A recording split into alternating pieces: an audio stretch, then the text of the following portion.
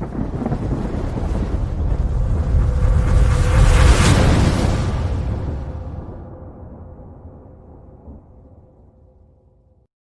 Students, I hope you all are very well. और आपकी preparation बहुत अच्छे से चल रही होगी, आपकी पढ़ाई बहुत अच्छे से चल रही होगी। इससे पहले जितने भी लेक्चर अपलोड हो चुके हैं, आपको सारे के सारे लेक्चर्स अच्छे से समझ आया होगा।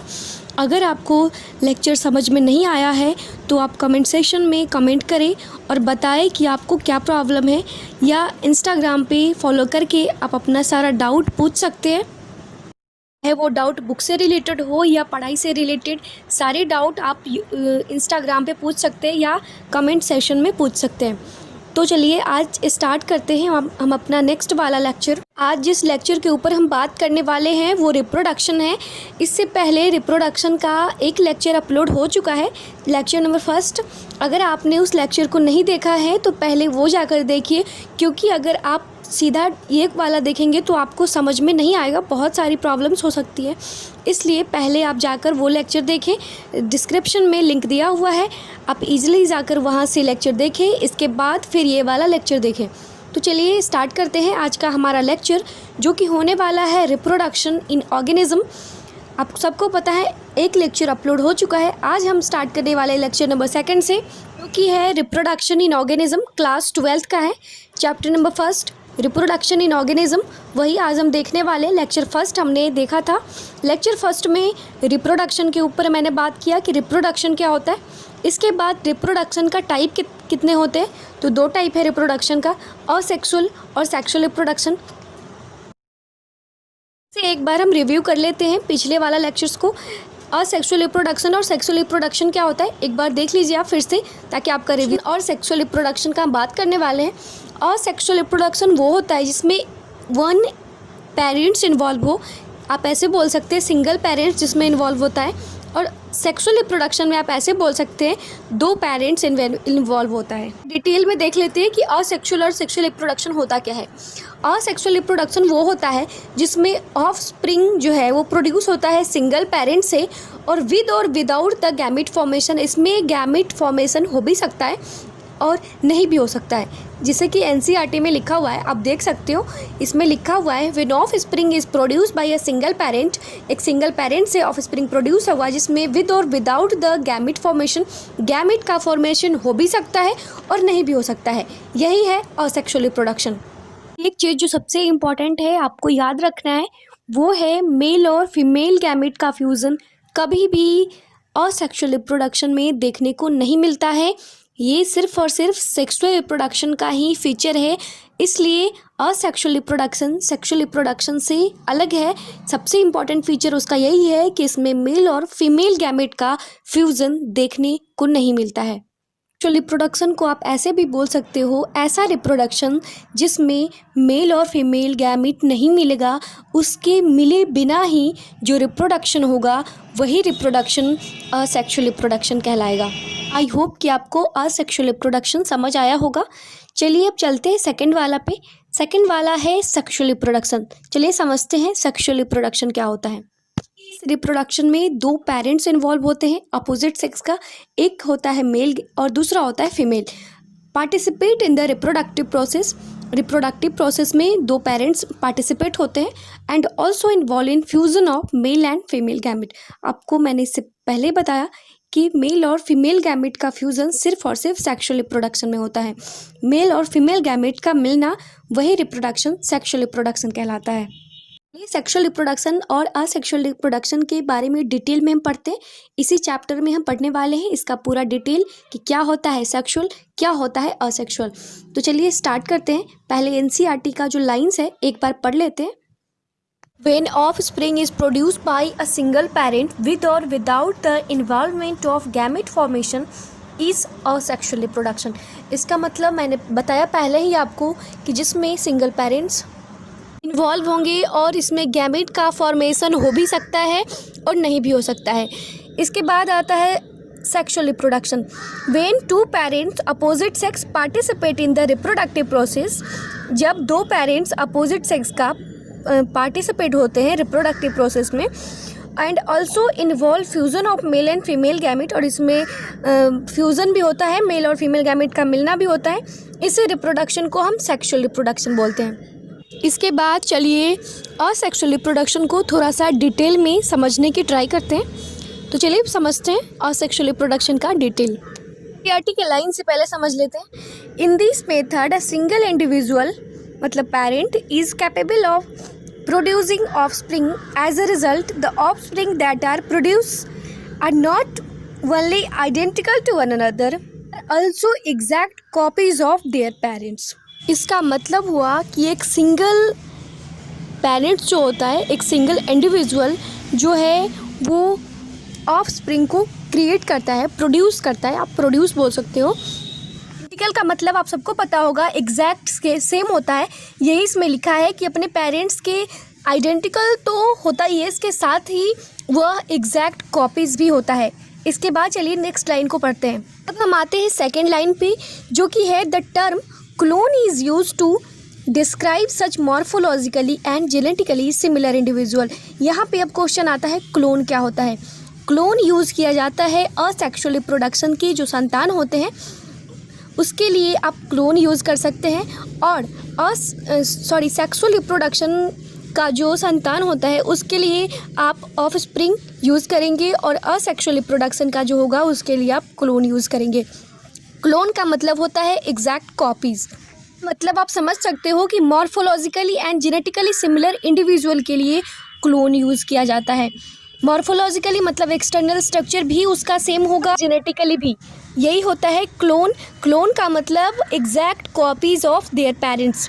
इसके बाद आप एनसीईआरटी के लाइंस को अच्छे से देखिए ध्यान से, जिस तरह से हम समझा रहे हैं आप उसे अच्छे से समझ लें, ध्यान से अपने साथ एनसीईआरटी को रखें तभी समझ आएगा, क्योंकि हम एनसीईआरटी से ही पढ़ा रहे हैं। नोट्स की जहाँ पे ज़रूरत पड़ेगी हम नोट्स भी देंगे, लेकिन अभी इस चैप्टर में नोट्स की अभी ज़रूरत नहीं है। जहाँ पे ज़रूरत होगी हम आपको नोट्स भी देंगे।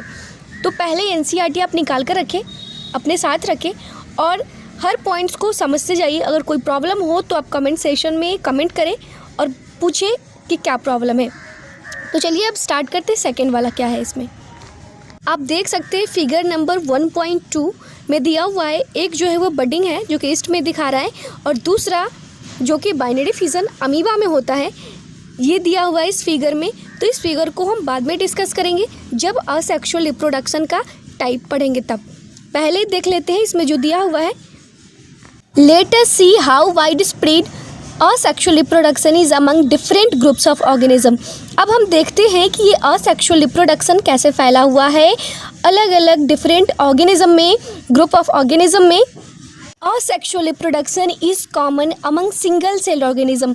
अब सबको पता है ज़्यादातर asexual reproduction single cell organism में ही देखने को मिलता है, क्योंकि मल्टी सेलुलर ऑर्गेनिज्म जो है वो ज़्यादातर सेक्सुअल रिप्रोडक्शन ही के लिए असेक्सुअल रिप्रोडक्शन ज़्यादातर सिंगल सेल ऑर्गेनिज्म में देखने को मिलता है।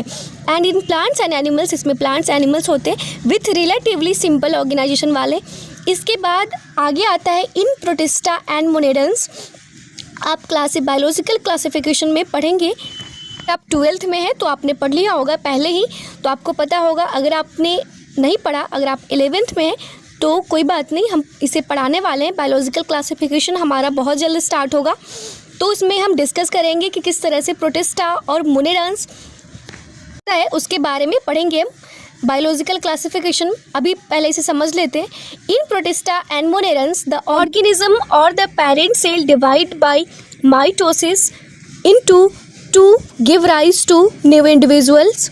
समझ लेते हैं पहले। अब जैसे ये रहा पेरेंट सेल, ठीक है, ये डिवाइड हो जाएगा 2 नए सेल में। आप देख सकते हैं ये 2 नए सेल में ये डिवाइड हो गया। आप इसे 2 सिमिलर इंडिविजुअल्स भी बोल सकते हैं। 2 सिमिलर इंडिविजुअल में ये अपने आप को डिवाइड कर लिया। इसके बाद जो पुराने वाले सेल है वो अपने आप रिप्लेस हो जाएंगे। आप देख सकते हो किस तरह से वो अपने आप को रिप्लेस कर लिए, और 2 नए जो है वो सिमिलर इंडिविजुअल अपने आप को डिवाइड कर लेंगे। आधा इधर आ गया और आधा इधर आ गया, तो आप समझ सकते हो ये खुद अपने आप को जो है वो रिप्लेस कर लेंगे, ख़त्म हो जाएगा ये। अब ये वाला जो पार्ट है वो तो ख़त्म हो गया, तो सेल ने अपने आप को डिवाइड किया, यही है सेल डिवीज़न। अपने आप को डिवाइड करके दो नए जो है इंडिविजुअल को, सिमिलर इंडिविजुअल को इन्होंने प्रोड्यूस किया, हिस्सों में बट गया। ये in this organism cell division is itself a mode of reproduction. इन ऑर्गेनिज्म में जो है वो सेल डिवीज़न रिप्रोडक्शन का एक मोड है, रिप्रोडक्शन का एक तरीका है। इन ऑर्गेनिज्म में सेल डिवीज़न ही रिप्रोडक्शन है, सेल डिवीज़न से ही रिप्रोडक्शन होता है। बहुत सारे सिंगल सेल ऑर्गेनिज्म जो है वो सेल डिवीज़न से ही अपने आप को रिप्रोड्यूस करते हैं, अपने जेनरेशन को जो है वो मेंटेन रखते हैं, कंटिन्यू करते हैं वो सेल डिवीज़न से ही। आई होप कि आपको ये क्लियर हो गई होगी। अगर नहीं क्लियर है तो आप पूछे, डाउट पूछे सेशन में, या जैसे आपको इजी लगे उसे करके आप डाउट पूछें, ताकि डाउट बिल्कुल भी नहीं होना चाहिए। अगर डाउट रहा तो पढ़ने का कोई फ़ायदा नहीं, और यहाँ डाउट का नामो निशान नहीं होना चाहिए। एग्ज़ाम में आप अच्छा कर पाएंगे, अच्छे मार्क्स ला पाएंगे। तो चलिए अब आगे पढ़ते हैं। एक प्रॉब्लम आपको हो सकती है, वो है माइटोसिस और मियोसिस। तो इसका जो है वो डिटेल एक्सप्लेनेशन हम करने वाले हैं सेल डिवीज़न चैप्टर में।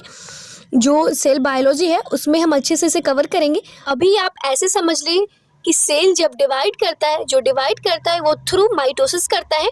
अब मियोसिस क्या होता है वो डिटेल में हम अगले चैप्टर में पढ़ने वाले हैं, सेल डिवीज़न वाले में। तो हम अभी कन्फ्यूज़न क्रिएट नहीं करना चाहते, जिस चैप्टर पे हम अभी है उसी पे हम फोकस करना चाहते हैं। अगर अभी वो मैं बता दी तो आप कन्फ्यूज़ हो जाओगे, इसलिए उस चैप्टर का अलग से वीडियो बनेगा और आपको अच्छे से समझ आएगा। अब इस फिगर को पहले देख लेते हैं, बाइनरी फिजन इन अमीबा। पहले देखते हैं इस फिगर में। सबसे पहले जो है वो देख सकते हो आप, एक अमीबा है और अमीबा के अंदर एक न्यूक्लियस है। ये वाला न्यूक्लियस आप देख सकते हैं फिगर में, और ये न्यूक्लियस जो है वो धीरे धीरे डिवाइड करना शुरू कर दिया है।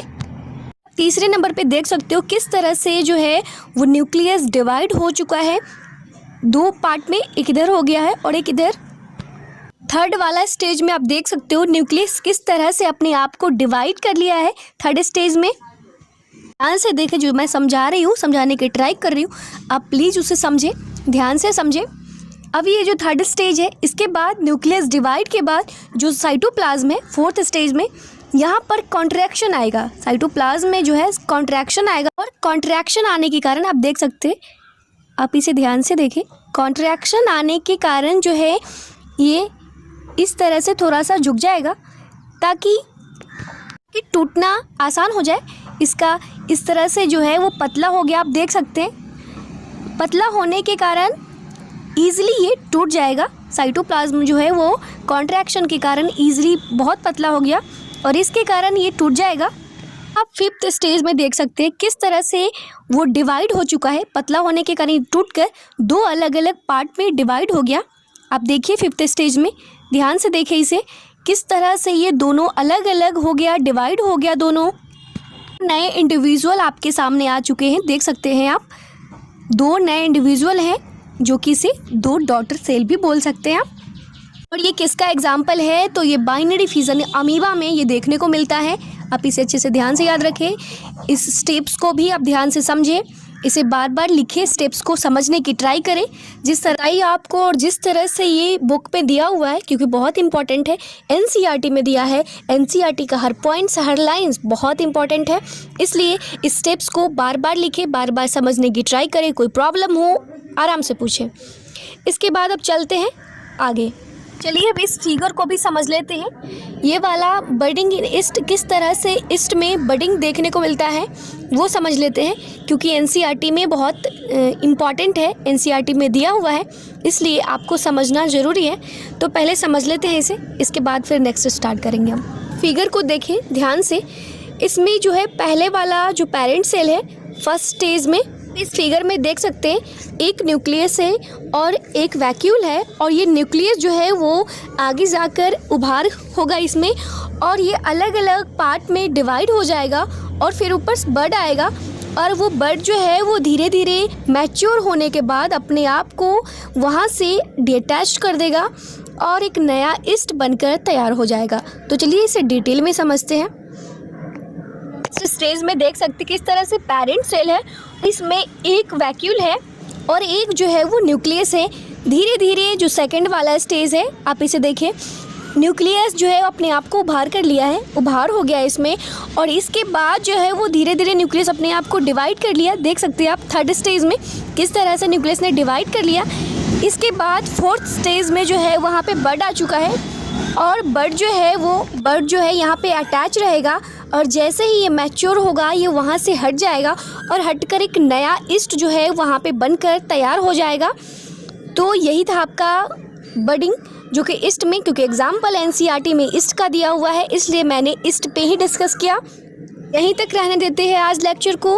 अगले लेक्चर में हम फिर से देखेंगे टाइप ऑफ असेक्सुअल रिप्रोडक्शन किस तरह से होता है, और आगे भी जितने भी लाइन्स हैं एनसीईआरटी का, हर लाइन्स को हम देखने वाले हैं।